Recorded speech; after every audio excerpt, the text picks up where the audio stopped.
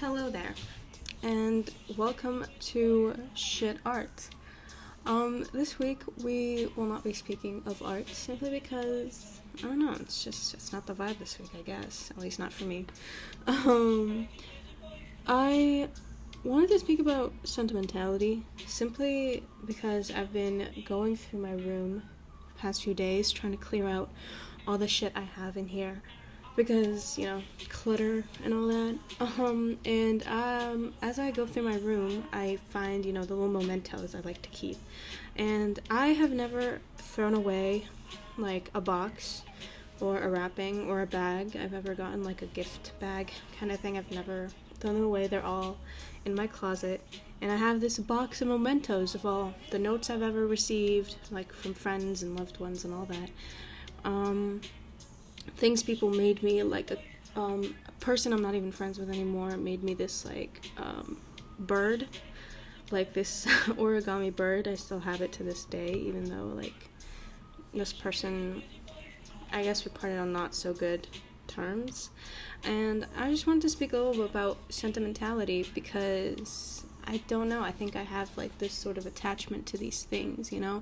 I keep things that are just, you wouldn't really think twice about keeping, especially after certain things happen. And I remember even in bad situations where, this person genuinely does not deserve this, for me to keep,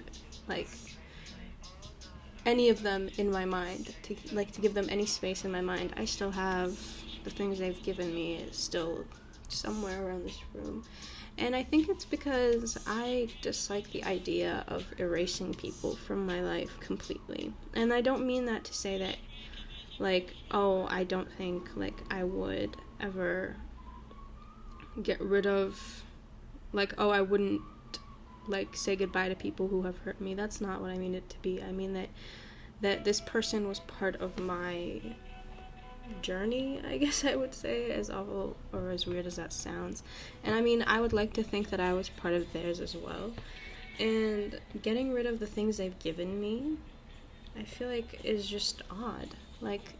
You were part of my life for however many years, and throwing it away it didn't pretend, to pretend that it didn't exist just feels odd to me because, well, it did, and it did teach me something, it was a big part of my life, and so getting rid of it seems odd. But I also think that sometimes you hang on to things a little too deeply. There are a lot of things that just, it's time to get rid of, and you just can't. This is how hoarders happen, that you think that at some point in your life there will be an assigned value to this. Maybe you don't see the value in it now, but maybe in 10 years you will. I mean, I have a whole drawer of boxes that mean nothing, that there's no connection to it. People didn't even, I bought those things myself.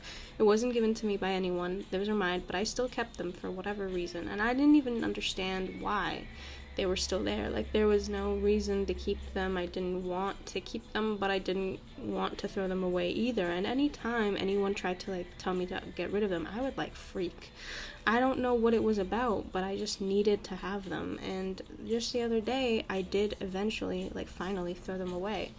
And nothing happened, but I still feel this sense of anxiety that what if 5 years from now I need something, I need this specific thing, and it's not there anymore. And I don't get it, because I've never usually faced this kind of issue before, but maybe it's because I just didn't face it. I feel the assigned value I give things does not equate their actual value, and there's no real way of getting rid of it, And there are a lot of things that I have that I feel just can't be thrown away. But what if even things that are associated with really, really bad memories, I have something I've kept from my sophomore year that I feel any rational person would have thrown away or would have not wanted to see it again. But it's this letter I had, and I remember tearing it up my junior year. I remember tearing it up, and then my senior year of high school,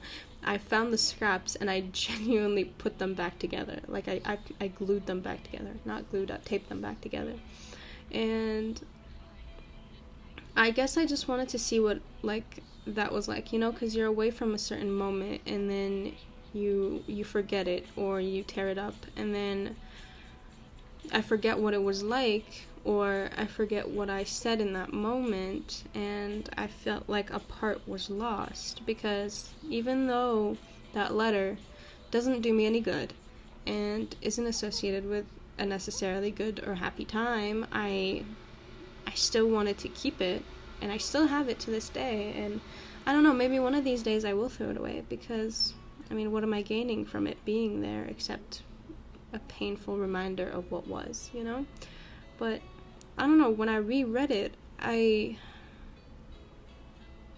saw a part of myself, and I feel like that's what a lot of our mementos come from, or why we need to have this, like, these things around us, even though sometimes we outgrow them, or they no longer mean what they're supposed to mean. Because, I mean, you really do see it from a different light. It's either you're seeing yourself differently, or you're learning something completely new. I feel like this is why it's the same thing, I think, with, like, why people, you know what people say when they teach us about history, that, oh, so we don't repeat the mistakes of the past. I think this is the same idea, that we keep these things to remember the past and not make the same mistakes. Although I think the whole thing with the history, it's honestly bullshit, to be honest, because I'm reading The Plague by Albert Camus, and it's, you know, about the plague. And although currently right now we're not, this is not a plague, this is a pandemic, I feel like a lot of the things that the main character or the narrator is mentioning happened at the beginning stages of the spreading of the plague, pretty much happened here. And I think that's something to be said about it too, that no matter how much we learn, we can't really see a way to apply it to ourselves, because as long as it's not the exact same situation, then we think we're in the clear. But just because some things are different doesn't mean that it's not the same, you know? Like, we learn a lot of different things, and yet we have no idea how to apply them. It's like, it's, like, at this point, we're willfully ignorant, you know? Because, I don't know, I feel like this is not something that hasn't happened before, and yet we still have no idea how to face it every single time. It's just like when you're going back, when you're looking back at your own life, a lot of the times it's patterns, you know, it's things that have been repeated and all of this and that, and you see it and you recognize it, but you just can't find a way to not do it again. Sometimes it feels inevitable that, like, all of these mistakes are just going to happen again, that this is just going to be some vicious cycle, and then in a month I'll have a new memento to put in the box and keep it with the rest of the stuff, and then in 2 years from now I'll look back at it and I'll think, why did I do this? Like, I knew better, but did I? Because this is probably like the 5th time I've done this, and I didn't know better then, I don't know better now, you know? I think it's a lot to expect from a person to just know what's different and what's not. But also, like, you can't recognize it until you're out of it, you know? You can't recognize that, oh, this shouldn't have happened this way, until you're completely removed from the situation, which sucks in so many different ways, because how are you supposed to get better if you only know the moral of the story once the story's finished, you know? And, I mean, that's quite literally every single story on mankind, like, written by mankind ever. Like, you only find out at the end. The conclusion is where everything is wrapped up in a neat little bow.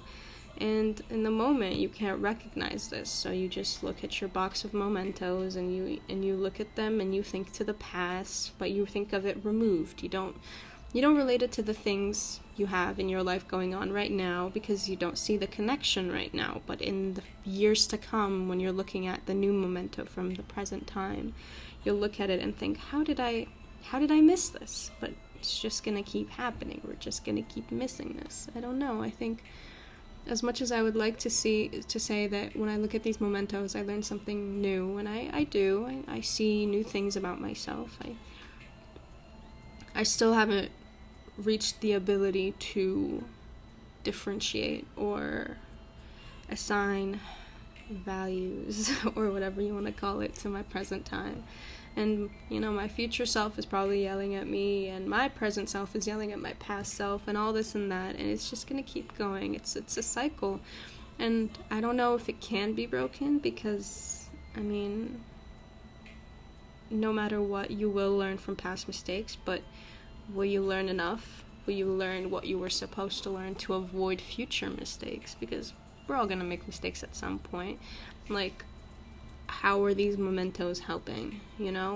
I'm sticking to them for a reason, to remind me. They're reminders of the past. They're reminders of people. They're reminders of memories of people who no longer hold, who I will no longer be able to make memories with, who they are themselves memories.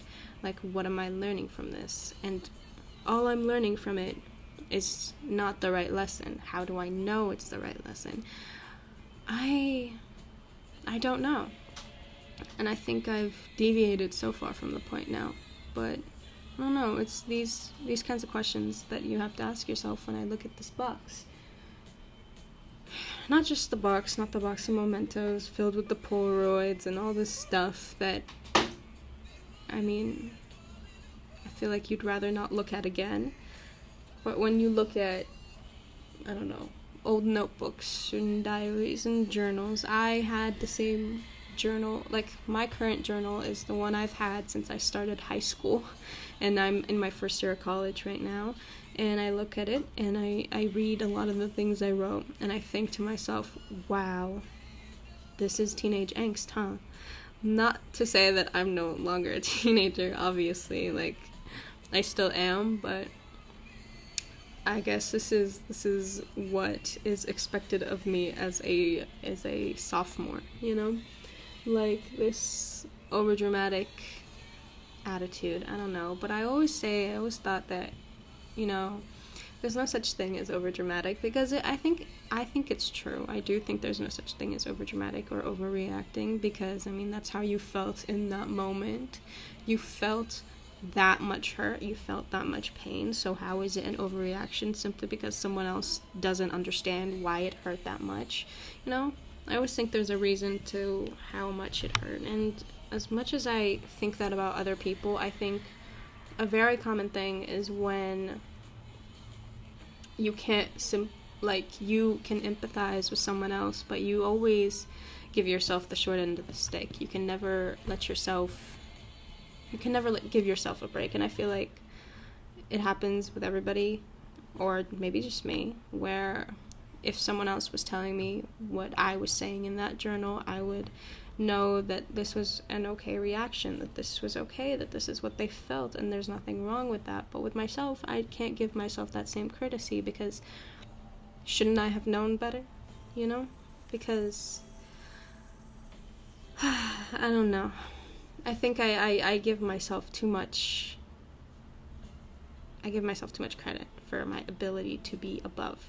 And I think that in itself has given me many reasons why I can't simply change by looking through the past, because when I look through the past, the lessons I learn about myself don't necessarily have to be positives.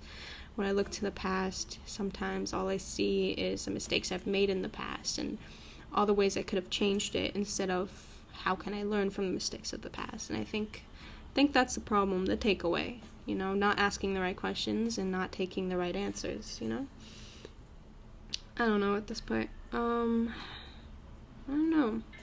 But there are some positives to take away, that sometimes in the past you look back and you see the lightness. And I feel like, obviously, through the past few years, with all what has happened, I feel like everybody has been going down slightly more cynical route.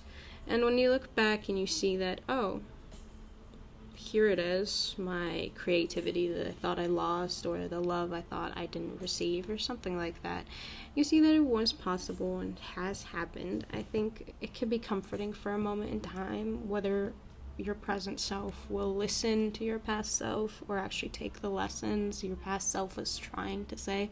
That is dependent on you as a person, I guess, but it's there, it's proof, it's evidence that, hey, this has happened. I don't know, I guess that's something else we can get from the little mementos we choose to keep. And yeah. I made an egg ashtray out of clay with a friend of mine. Like, we had a pottery night, me and a few friends. That has nothing to do with anything, I just thought that was cute. Anyways, thank you for listening. I don't know, I just wanted to rant a little bit. And yeah, thank you. And bye. Peace and love and all that.